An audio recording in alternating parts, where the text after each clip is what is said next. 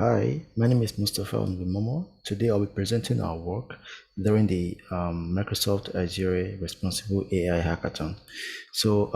Our final product is called AI Eye Doctor, and it's an AI model that can help in the automatic detection of glaucoma from fundus images. So, the inspiration for the work came from the realization that glaucoma is still one of the leading causes of irreversible blindness globally.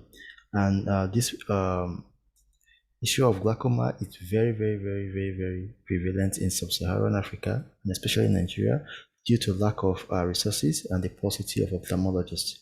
Okay.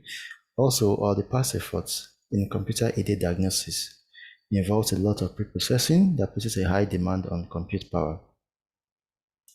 Glaucoma is also complicated by the fact that it does not present symptoms early, so early detection is difficult as a result.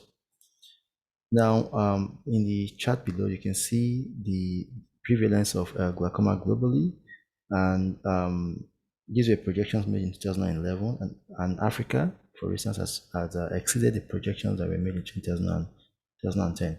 In China, there were about 15 million people living with glaucoma, and in 2020, it was projected that about 22 to 23 million people will be living with glaucoma, and the rest of them. So what are our findings from this project?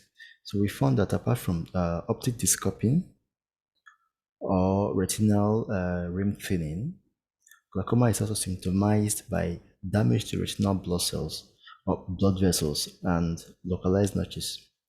So these artifacts were presented as positive attributions in the class activation mapping outputs.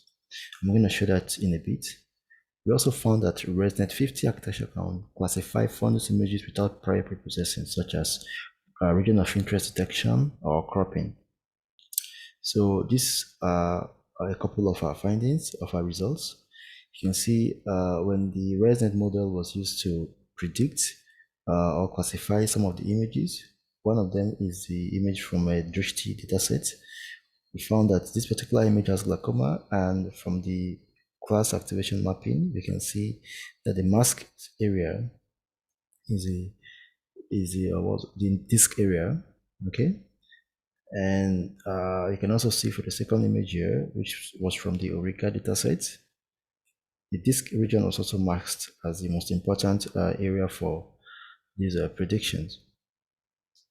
For the non-glaucoma image, you can see the disk region was not as important as the vessels for this prediction. So how did we build AI Doctor? We built it by fine-tuning a ResNet model, okay? Training it on a network, training the network on a diverse set of fundus images such as Origa, Refuge, and then the Drishti datasets. We also leveraged Azure Custom Vision for creating bounding boxes on disk regions, and smart tagging for quick labeling and training, and then training the classifier. So our models were trained using the Azure resources provided for the hackathon.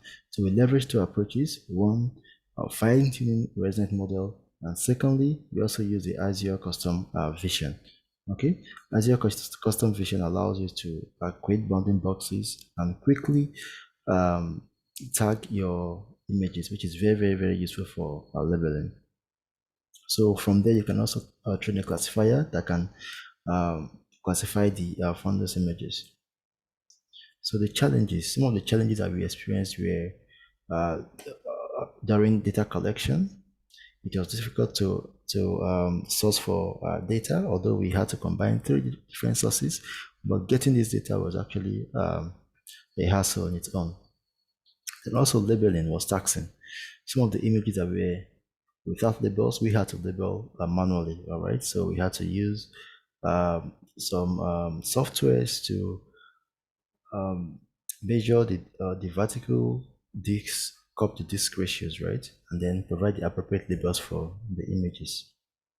So our future plan is to carry out broader testing, user testing by interviewing ophthalmologists, optometrists, and doctors in eye hospitals, right?